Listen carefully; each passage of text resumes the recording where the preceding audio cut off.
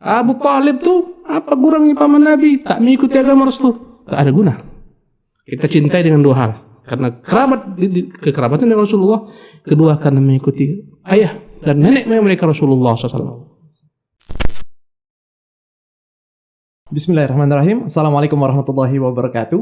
Kembali lagi di podcast SNTV pada segmen Ngobrol Santai bareng Ustadz. Alhamdulillah, pada kesempatan kali ini kita akan ngobrol santai bersama beliau, guru kita, Al-Ustadz Abu Fairuz, LCMA, Hafizahullah Ta'ala. Assalamualaikum Ustadz. Waalaikumsalam warahmatullahi wabarakatuh. Kaifa hal Ustadz? Bi khairin walhamdulillah. Alhamdulillah. Ini Ustadz nih, kalau ngobrol sama Ustadz nih, ngundang antum ke sini nih, biasanya ini pembahasannya nih mantap nih Ustadz, hangat sekali nih Ustadz nih. Antum udah 3 minggu hangat terus kayaknya nih. Biar update terus ini Ustadz nih. Yeah. Gini Ustadz nih. Nah, insya Allah nih Ustadz, pada kesempatan kali ini kita akan membahas terkait tentang gulu Ustadz. Nah, tapi sebelumnya gulunya apa Ustadz nih? Gulunya apa? Kayak mana Ustadz nih? Bulu apa gulu Ustadz? Nah, Ustadz. Oke, kalau antum baca kitab-kitab akidah, antum akan temui kata-kata gulu. Larangan gulu. Ya, dalam agama. Apa itu gulu? Kalau dalam bahasa Arab, gulu dari kata-kata ghala yaghli guluwan. Artinya sesuatu yang melimpah, berlebih-lebih. Jadi kalau air dalam bahasa Arab air mendidih, ghalal ma, air mendidih. Jadi kata gulu itu dari kata yang berlebih-lebih, melimpah. Karena air ketika dia mendidih, dia akan melimpah. Secara bahasa tuh. Secara istilah, gulu itu adalah sikap yang berlebih-lebihan terhadap makhluk.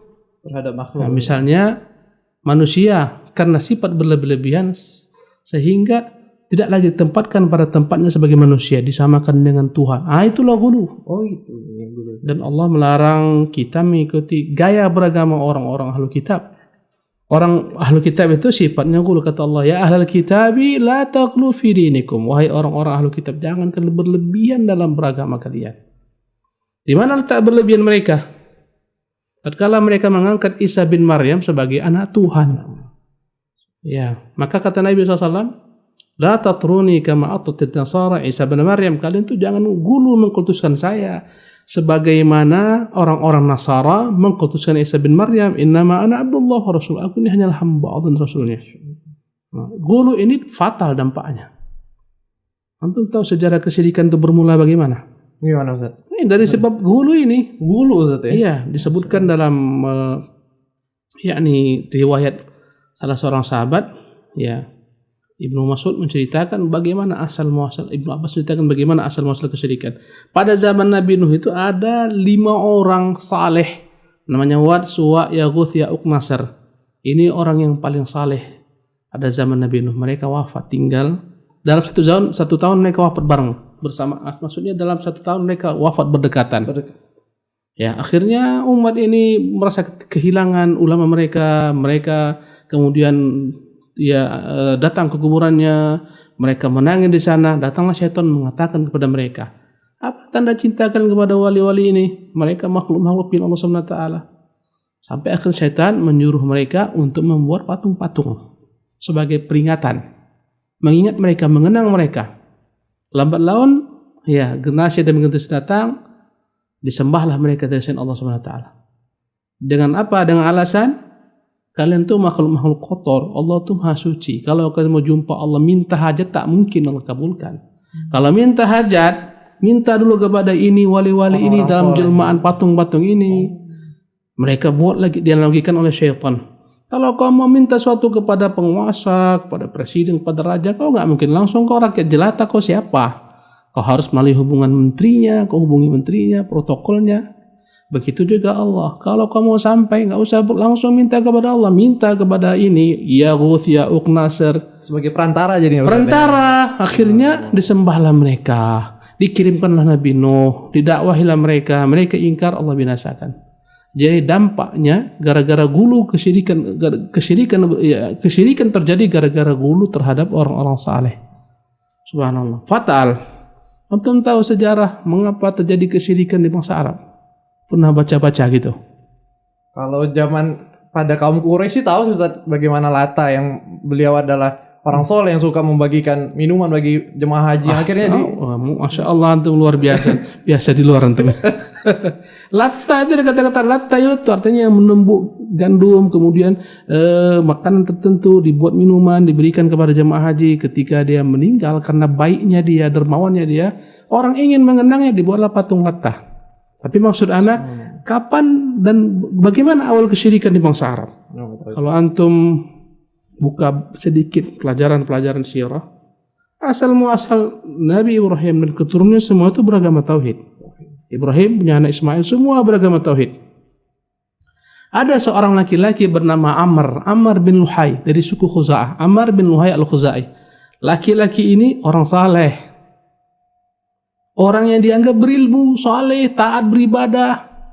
Karena kesolehannya dia pergi suatu ketika musafir ke negeri Syam. Di sana dia lihat ada orang-orang yang menyembah berhala. Ditanya kenapa kalian sembah? Diterangkan beginilah cara beragama benar. Kalian itu makhluk apa? Tuhan Maha Suci. Akhirnya dia pun terpengaruh. Dia bawa satu berhala ke Jazirah Arabia. Akhirnya dia katakan kalau kalian mau sampai kepada Allah melalui perantara ini, sembah ini. Maka dikatakan Nabi, kulihat di neraka ketika Isra Mi'raj ada Amr bin Luhai yang menarik-narik isi perutnya karena dialah yang pertama kali merubah agama Ibrahim. Kenapa bisa terjadi perubahan agama Ibrahim? Gara-gara masyarakat mengkultuskan Amr bin Luhai, mengikuti tingkah lakunya. Akhirnya sesatlah bangsa Arab. Itulah dampak daripada hulu. Nah, bahaya.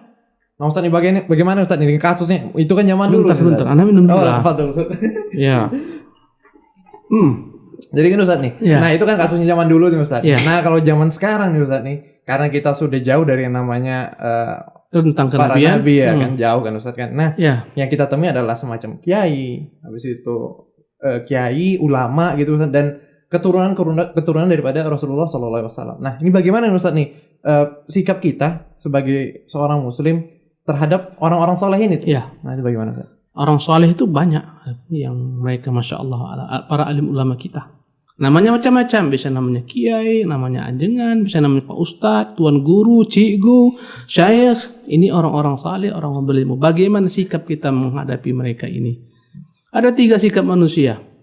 2 salah, 1 benar.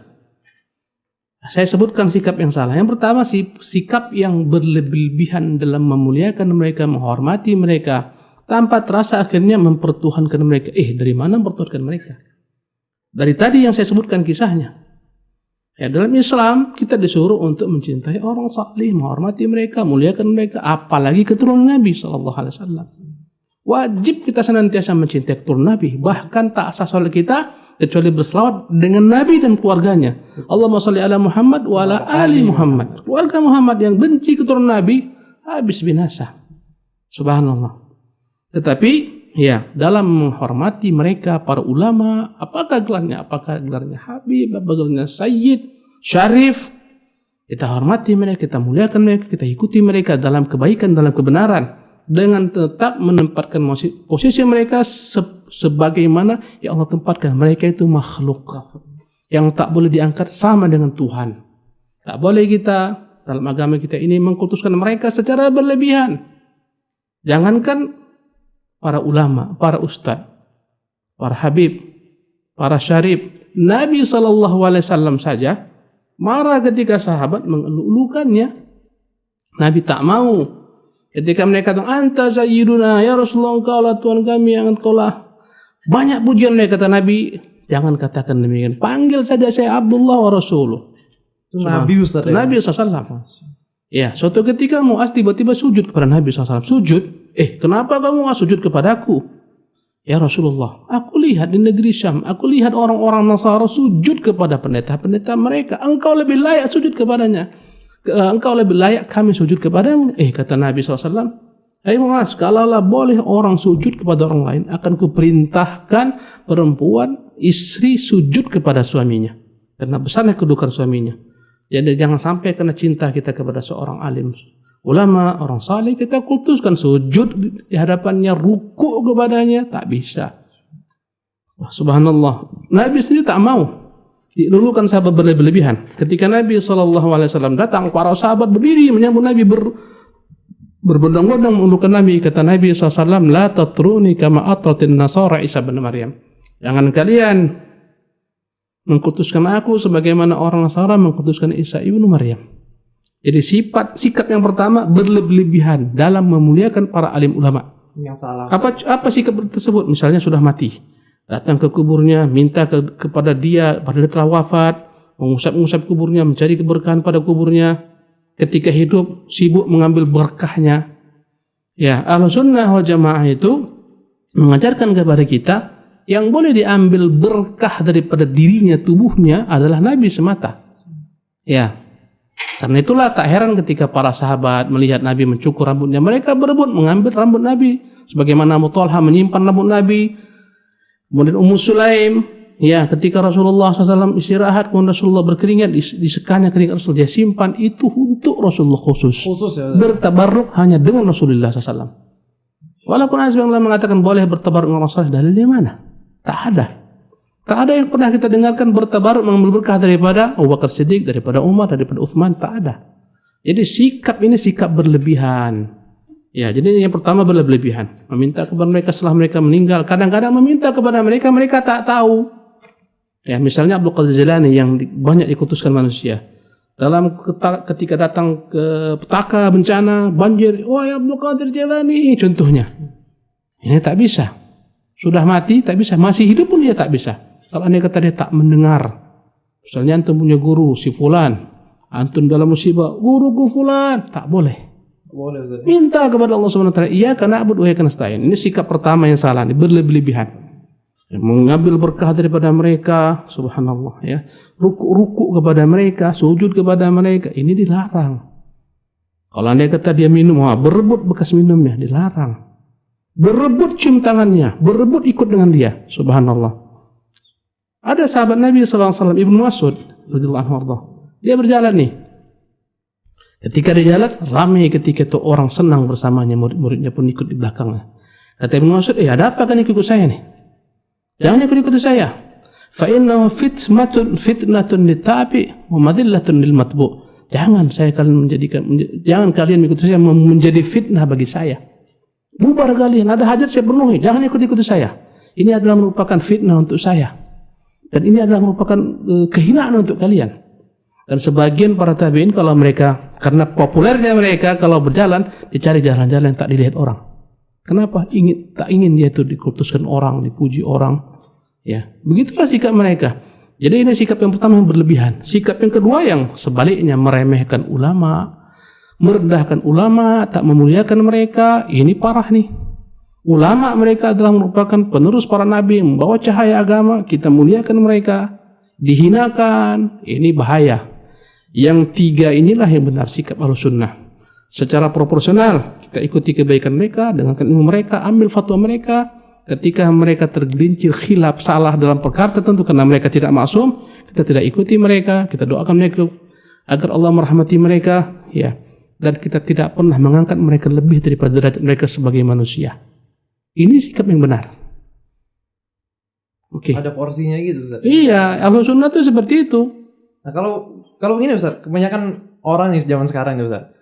Mereka mempercayai Ustaz dengan adanya seorang ulama, seorang alim, orang soleh, mereka itu boleh bertabaruk tadi Ustaz, padahal sudah antum jelaskan tidak boleh. Iya. Nah, bahkan mereka itu rela Ustaz menempuh jarak bersafar jauh-jauh 2 hari, 3 hari supaya berjumpa dengan orang yang ingin dia tabaruk kepadanya. Kalau anda kata mengambil berkah ilmunya silahkan. Itu tidak masalah. Berkah ilmunya. Ada ulama yang memang Masya Allah kapasitas ilmunya, yang memang pewaris Nabi.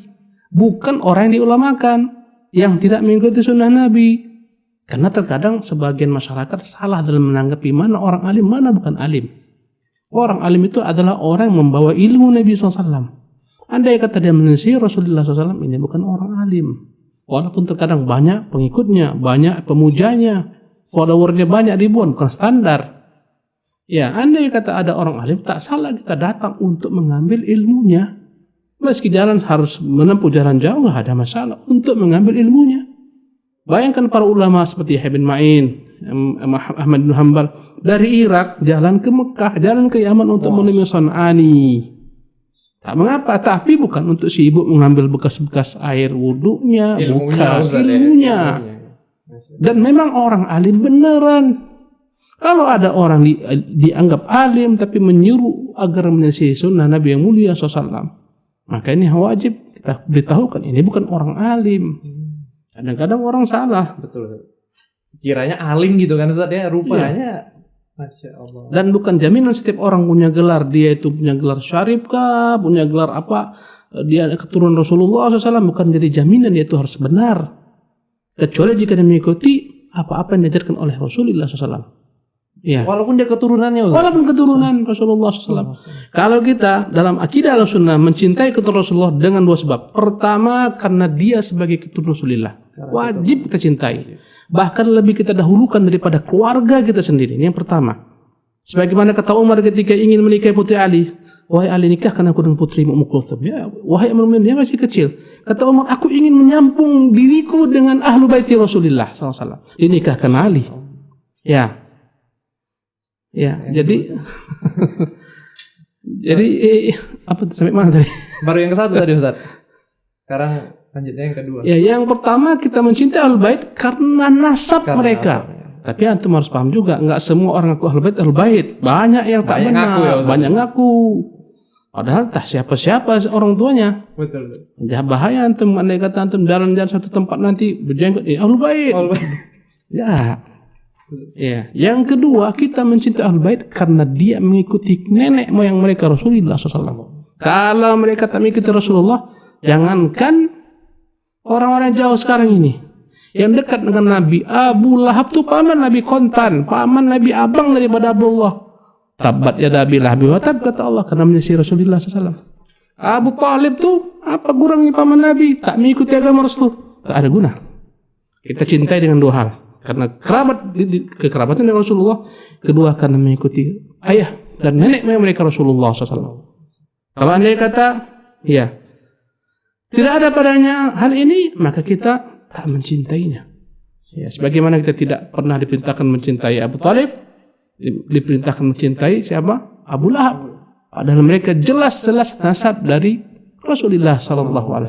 Nah, capek anak mungkin dah. Masya Allah. Nah, Ustaz, mungkin dari situ kita cukupkan saja nih percakapan kita kali ini. Iyalah, cukup lah udah. Semoga lah kita banyak nih Ustaz memetik ilmu-ilmu dari apa yang antum sampaikan. Nah, untuk pemirsa sekalian, ini Ana mau sampaikan ini ke pemirsa. Silakan. Nah, ayo ikuti terus nih updatean terbaru kita, tayangan kita dengan cara mensubscribe akun channel YouTube kita di Sabilun Najah Televisi, atau bisa melalui audio kami di SoundCloud dan juga di Spotify. Nah, jazakallahu khairan Ustaz. Afwan. Kita cukupkan kali ini. Assalamualaikum warahmatullahi wabarakatuh. Salam.